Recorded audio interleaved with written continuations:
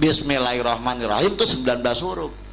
Itu kalau kita baca dari mulai Fatihah sampai Qul a'udzu birabbil nas sampai akhir, berapa juta hurufnya. Itu bakal nyapatin kita, tapi jangan ngarep bakal nyapatin, lawang punya juga boleh nyolong.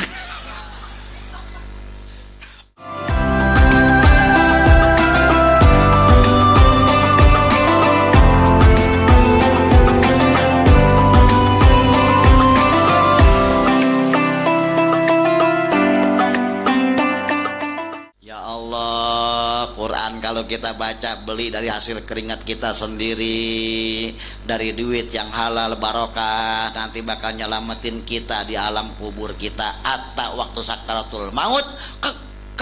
Itu Al-Quran bakal nyelamatin kita kalau rajin kita baca. Terlebih kalau kita beli pakai hasil usaha kita sendiri yang halal, yang barokah. Jangankan per kalimat, jangankan per surah, jangankan per juz, titik bisa nyapaatin kita. Jangan main-main ente. Harokat Quran lu hitung diri berapa juta, hitung aja harokat Quran tuh banyak banget. Alhamdulillahirabbil alamin. Fatihah aja banyak. Fatihah tuh hurufnya 144 huruf. Lu hitung diri antara bisa sini ba, sin, mim, itu hitung diri 144. Bismillah aja 19 huruf. Bismillahirrahmanirrahim itu 19 huruf. Itu kalau kita baca dari mulai Fatihah sampai Qul a'udzu birabbil nas sampai akhir, berapa juta hurufnya. Itu bakal nyapatin kita, tapi jangan ngarep bakal nyapatin, lawang punya juga boleh nyolong. Nyolong mah kagak, cuman gue bingung ada kakinya. Di sini mah nggak Tuan Haji, nggak usah kesana. Beneran. Jangankan yang daglog, gua lihat Tuan Haji begitu juga sama. Kapan beli Qurannya baje? Lah gua mau beli Quran lagi anak gua mau kawin doang. Itu gua buat pas kawin tuh. Tapi di rumahnya punya. Gua bingung dari mana itu Quran. Apa datang nibla? Gua ini jangan dianggap remeh ya. Mulain kalau pengen selamat berkah dunia akhirat, kalau pengen kita bagus lahir batin kita, tanya apa yang ada di rumah kita. Jangan panci lu teliti, jangan kompor lu teliti, jangan motor lu teliti. Surat-suratnya kudu bener. Tapi itu Al-Quran dari mana? Ini mah gua ngomong emang lagi ngancem. Karena apa? Kejadian terkenal kampung beragama, ngaji semua dari ujung ke ujung, tapi perzinahan terus terjadi diam-diam. Kadang-kadang yang make jilbab, yang make Tuan Haji, kadang-kadang yang ustadznya rada daglong. Ada sebabnya apa ini? Riba jalan terus, berantem jalan terus, maulid bukan lagi rembuk cinta sama Rasul, akur, tapi pada berantem terus-terusan. Ngajiin orang mati, bayaran, kalau kagak dibayar kagak datang, sabar geledek ustadz begitu. Begitu kita cari, ternyata Quran yang dia punya itu kagak pernah beli seumur hidup. Gaya ngomong, Al-Quran imam kita, Al-Quran kiblat kita, Al-Quran penyejuk kita. Ada masalah apa-apa, lari baca Al-Quran. Lah Al-Quran kagak tahu beli, tapi hidup ngakuin. Nah, hidup ngakuin. Makanya ini saya pesan ya, teman-teman masih muda, syukur yang udah tua juga ngeh. Kalau yang muda ngeh, yang tua kagak kan kebangetan gitu ya. Jadi besok nih tertibin tuh di rumah, kalau Quran masjid balikin lagi ke masjid. Ya, Quran musola balikin lagi ke musola. Itu beliin anak kita ada 8, beliin Al-Quran 8. Enggak pakai jual tanah beli Quran, enggak kudu ngadain motor beli Quran, betul-betul. Tapi itu yang menyelamatkan kita dunia dan akhirat, hidup berkah, selamat, rezeki banyak. Dari itu tuh yang sepele tuh, yang sepele tuh ya, inget-inget tuh ya. Ntar sweeping dah nih Yasin, kadang-kadang ada fotonya orang mati ya gitu ya. Punya ya Yasin tuh, Yasin dari mana tuh, tajiyah. Gak pernah beli Quran. Jadi rezeki kalau pengen berkah, hasil Ruslan, walaupun kata ikan gapi lu gede-gedein, lu umpanin dari kecil itu gapi, udah gede bukan lu elek tapi lu jual kan goblok lu gitu ya. Iya, dijagain tiap hari, diempanin tiap hari, udah gede bukan dia makan tapi dia jual, bang bego gitu. Besok tolong diperhatikan. Menurut Imam Abdul Hamid Al-Bilali di dalam kitab tafsir, kitab Mukhtasar Masun yang mensarahkan kitab Tafsir wal Mufassirun halaman 8, beliau mengatakan tafsir adalah bayanu ma'anil Qur'an wa alfazihi wa maqsudihi wa muradihi. Tafsir menurut Imam Bilali adalah menjelaskan makna-makna Al-Quran dari sisi lafadznya, maksudnya dan tujuannya. Jadi ada 3 yang memberikan kepahaman yang saya sampaikan tentang tafsir. Jadi besok kalau kita sudah paham begini, niatnya bagus, paham ngajinya, insya Allah bawa berkah buat kita. Dan kalau bisa ajarkan lagi keluarga kita ajarkan terus. Jadi orang tua mah gampang, jadi orang tua begitu kata lu masuk departemen peroyag-oyagan sama bini, masuk departemen pokoknya pergoyangan sama bini, begitu trot keluar tuh anak pasti bunting, bunting. Begitu bunting, habis bunting udah lahir rapi, lu empanin kek tuh, lu kagak empanin kek tuh bocah, lu didik kagak didik kek tuh bocah, tetep babanya lu. Betul. Mau lu buang tuh bocah, babanya di tes DNA adalah yang bikin. Tapi kalau babak jadi sukses, boleh bangga dengan jadi orang tua yang sukses, merumahkan anak, mengawinkan anak, memakaikan anak, mendandani anak, mantesin anak. Tapi jadilah orang tua juga yang sukses sekaligus plus guru buat anak-anaknya. Itu yang hebat. Kalau jadi orang tua mah gampang, anak begitu ceprot lahir, buang dia di orang lain, kasih orang lain, yang ngempanin orang lain. Mau kawin pasti nyari-nyari babuanya, betul? Pasti. Mau ngempanin nggak ngempanin, mau ngurusin nggak ngurusin, mau jagain nggak jagain, babanya tetap dia. Tapi yang lebih hebat, jadi orang tua juga, jadi guru juga buat anak. Banyak kiai-kiai, ustad-ustad ceramah hebat kemana-mana, yang dia ceritain bukan babanya, yang dia ceritain saya belajar dari orang tua saya belajar dari orang tua. Enggak, dia ceritain gurunya mulu, yang di mana-mana seakan-akan yang di hatinya gurunya, seakan-akan dia nyeprot dari bol ke bol, kan gitu ya. Enggak ingat sama babanya, enggak ingat sama mamanya, enggak ingat sama babamanya. Kenapa? Yang salah bukan si anak, tapi babamanya enggak tahu ngajarin. Nah kita nih tamatin nih satu kitab, ajarin dah mana kita, belah mana kotekannya sebelah sini, singgurannya sebelah sini, gadangannya sebelah sini. Kalau kita udah tahu, jadi. Selebihnya nanti mulang syarat tong nih. Di dalam tafsir, di dalam Yasin ada kalimat mubin yang di akhirnya ada 7. Itu ada sehnya tong. Nih lu baca begini, ntar lu jadi begini. Nih lu baca begini, jadi begini. Lu wiridin, mantep. Nanti saya kasih tuh. Tapi nanti kalau tamat. Tahu berapa tahun. Yang penting ya boleh sebulan sekali ngajinya, lama.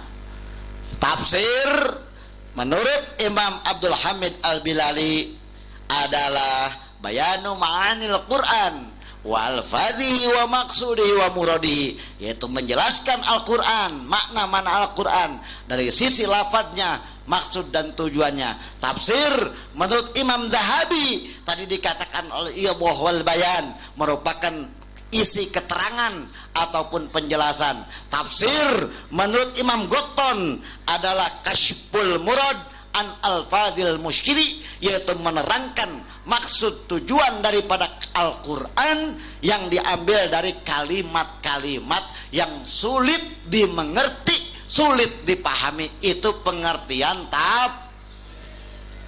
mudah-mudahan manfaat nih, tengetin. Itu makna tafsir, makna tafsir. Lalu bagaimana sejarah tafsir? Nah, kapan mulanya tafsir ada? Pengertian tafsirnya udah paham, imam-imamnya udah tahu. Nah, sekarang sejarah tafsir.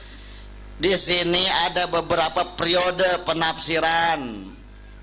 Dulu ketika di zaman Nabi Muhammad Al-Quran baru turun, karena turun berbahasa Arab dan di negeri Arab, kebanyakan orang-orang Arab sudah sedikit paham. Begitu turun Iqra bismi rabbikal ladzi khalaq, itu orang Arab karena emang bahasa dia udah paham. Tapi ada kalimat yang muskil yang kudu diterangkan melalui Rasulullah, maka terjadilah kurun-kurun penafsiran. Yang pertama kurun tafsir di zaman Nabi Muhammad. Yang pertama sejarah tafsir adalah di zaman Nabi Muhammad. Sayyiduna wa habibuna Muhammad sallallahu alaihi wa alihi wa sahbihi wasallam adalah orang yang paling paham tentang Al-Quran. Orang yang paling paham tentang Al-Quran adalah Nabi Muhammad. Bahkan akhlaknya, ruhnya, sumsumnya Sayyiduna wa Habibuna Muhammad sudah Al-Quran semuanya. Maka pada saat di zaman Nabi Muhammad, sahabat banyak yang gak paham tentang makna kandungan ayat Quran, langsung nanya kepada Nabi Muhammad. Nabi Muhammad langsung jelasin maksud tujuan daripada ayat Al-Quran. Tuh di zaman Nabi Muhammad. Lalu masuk di zaman sahabat. Di zaman sahabat setelah Nabi wafat, ada 3 cara sahabat menafsirkan Al-Quran. Nih kudu paham nih, kudu dantak nih. Ayo anak-anak muda, kita semua orang-orang muda, besok kita tua nggak keder. Di zaman sahabat, cara penafsiran itu ada 3. Yang pertama, dia menafsirkan Al-Quran dengan Al-Quran. Menafsirkan Al-Quran dengan Al-Quran. Dari metode ini timbullah hukum nasikh wal mansukh. Hukum nasikh wal mansukh. Apa itu? Diresapel, di amandemen. Begitu aja udah. Nggak paham juga di apa? Dirobak, dimodif, dimodif, dirombak-rombak, bukan didandanin, dirubah bukan, tapi mana buktinya hukum dirombak? Pertama turun ya ayyuhallazina amanu taqullaha haqqa tuqatih. Ini pertama ayat turun. Ya ayyuhallazina amanu ittaqullaha haqqa tuqati. Hai orang-orang yang beriman, takwalah kamu dengan sebenar-benarnya takwa. Yang namanya sebenar-benarnya takwa, sholat kudu diri. Karena sholat awalnya diri, maka sholat kagak boleh duduk. Itu kalau pakai ayat haqqa tuqa. Akhirnya keberatan banyak sahabat. Keberatan, turun lagi ayat ya ayyuhallazina amanu taqullaha tatotum.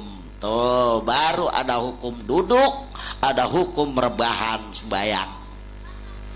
Tuh ya ayyuhallazina amanu taqullah mastatotum, semampu kamu takwa kepada Allah. Tadi berat, puasa mau sakit nggak sakit begitu iman. Ya ayyuhalladzina amanu kutiba alaikumus, ngaku iman, lu mau sakit lu mau kojor kudu puasa di bulan Ramadan. Berat apa gitu? Nggak kojor aja berat, apalagi pagi hari nyium kopi liong, rokok Samsu 3 meter kecium, wah pala melenger pagi hari.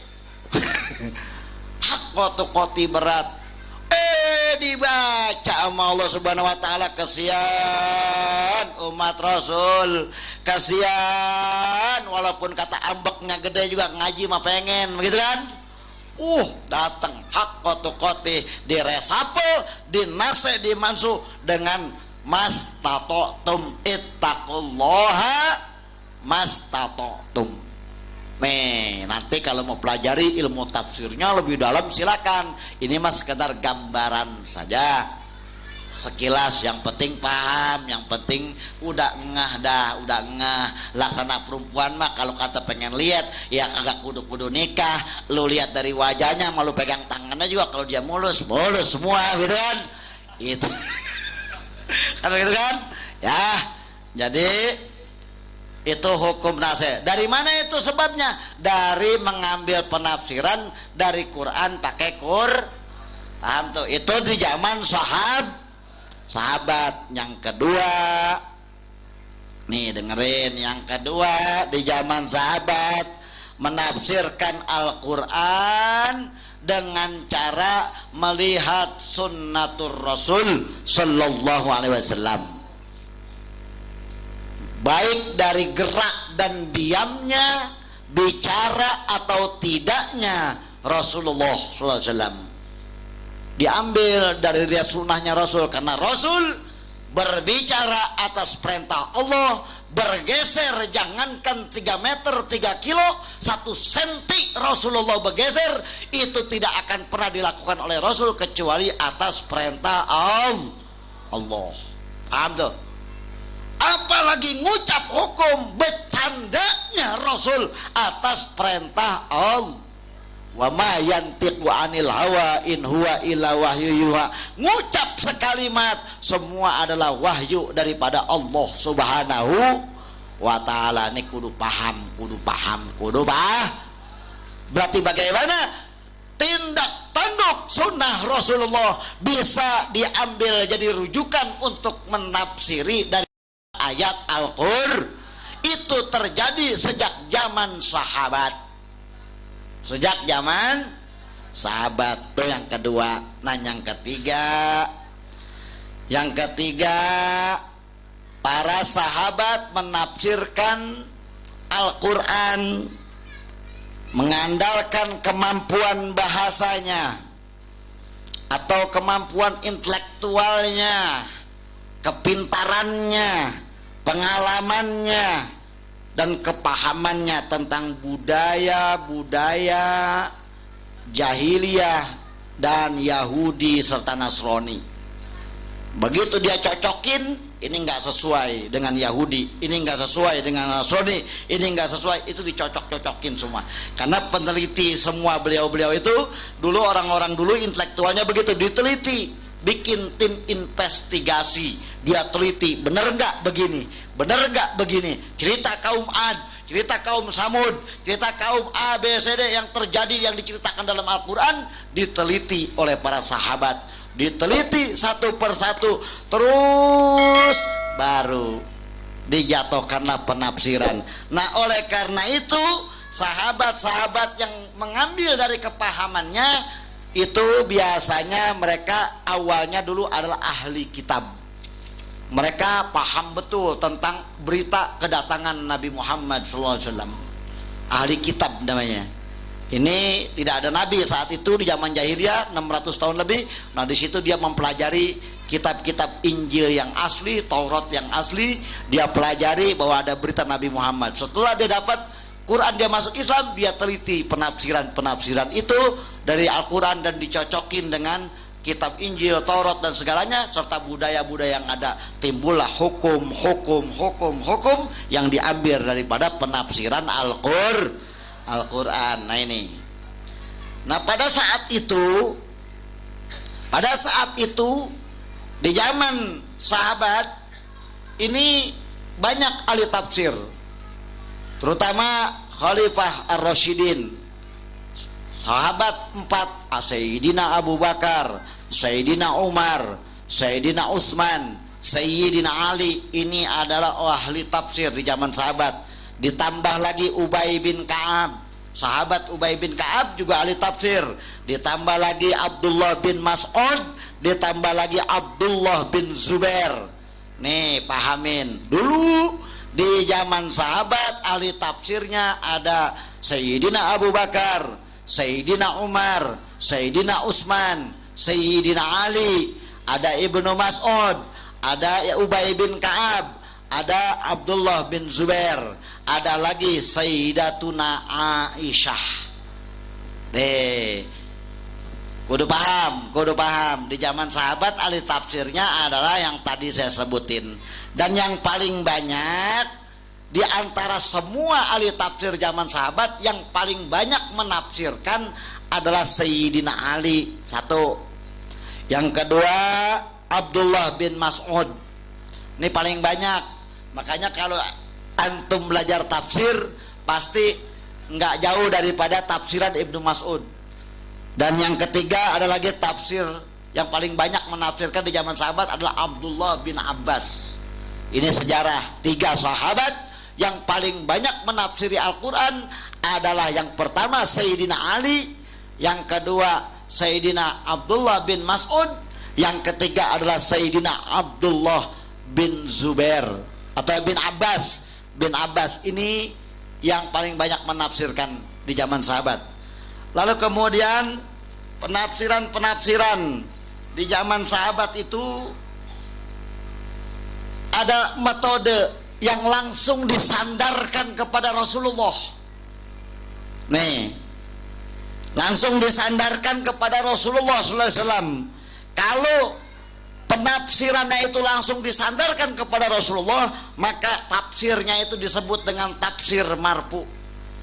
Dengan tafsir marfu, maksudnya tafsir yang bagaimana? Tafsir yang paling unggul. Tafsir yang paling unggul. Kenapa? Karena sudah tidak diproses lagi, semuanya sudah diterangkan oleh Rasul sampai kepada sahabat, sampai kepada kita sampai sekarang ini. Itu namanya tafsir marfu, yang langsung disandarkan daripada Rasulullah. Ada lagi yang disandarkan hanya sebatas pengalaman sahabat, tapi terputus, tidak sampai kepada Rasulullah, tapi hanya sampai kepada sahabat. Ini dipanggilnya namanya tafsir mauquf. Tafsir mauquf. Nih jenis tafsir, kudu paham.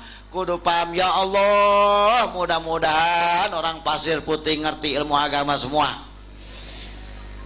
Kita pengen timbul kader-kader yang bagus. Kudu paham.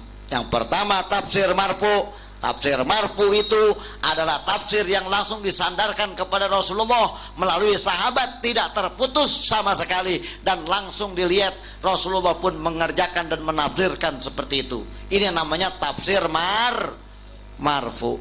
Yang kedua tafsir mauquf. Tafsir mauquf itu tafsir yang tidak dibahas oleh Rasul tapi mentok sampai kepada sahabat. Karena Rasul sudah tiada, maka dikatakan tafsir mauquf. Bisa juga dipakai jadi hujah, jadi landasan hukum. Tuh, satu. Yang ketiga ada lagi namanya tafsir majmu'. Yang ketiga ada lagi namanya tafsir majmu'. Ini jenisnya tafsir. Tafsir majmu' yang bagaimana? Tafsir yang diambil daripada kesepakatan para tabi'in. Ya. Sesudah era sahabat, Nabi wafat, masuk zaman sahabat. Sahabat sudah mulai berkurang, maka masa tabi'in sampai. Masa tabiin semuanya masih banyak hukum yang belum terpecahkan. Akhirnya tabiin semua yang belajar sama sahabat itu semuanya berembuk, mufakat, musyawarah, menyocok-nyocokkan semua kejadian, yaitu untuk menafsiri daripada ayat Al-Qur'an.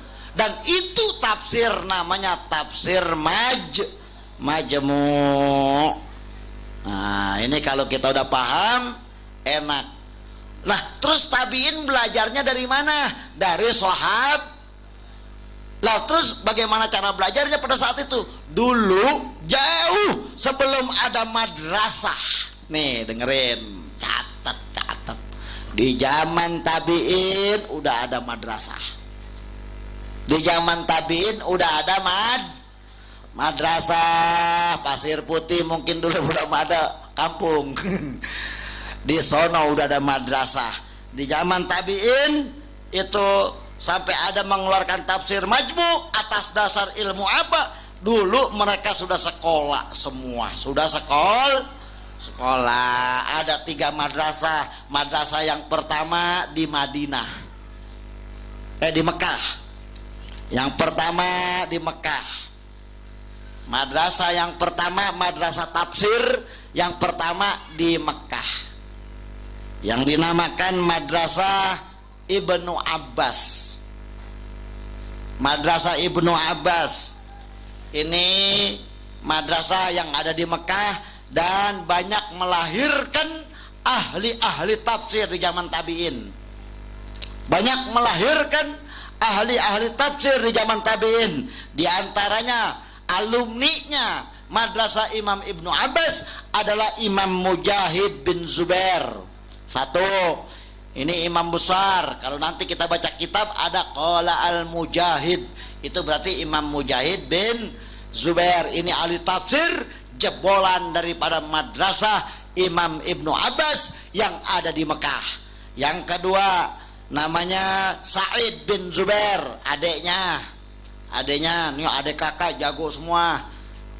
Jago ilmu bukan jago ngadat, gitu kan. Lalu kemudian ada lagi Imam Ikrimah. Habis Imam Ikrimah jebolan Imam Ibnu Abbas madrasahnya ada lagi namanya Imam Tawus Al-Yamani. Ini juga ahli tafsir besar. Ini jebolan daripada madrasah Imam Ibnu Abbas. Ada lagi namanya Imam Atha bin Abi Rabbah. Ini kita kudu paham, insyaallah manfaat nanti jebolan-jebolan pesantren Imam Ibnu Abbas di Mekah itu ahli tafsir. Lalu kemudian ada lagi di Madinah.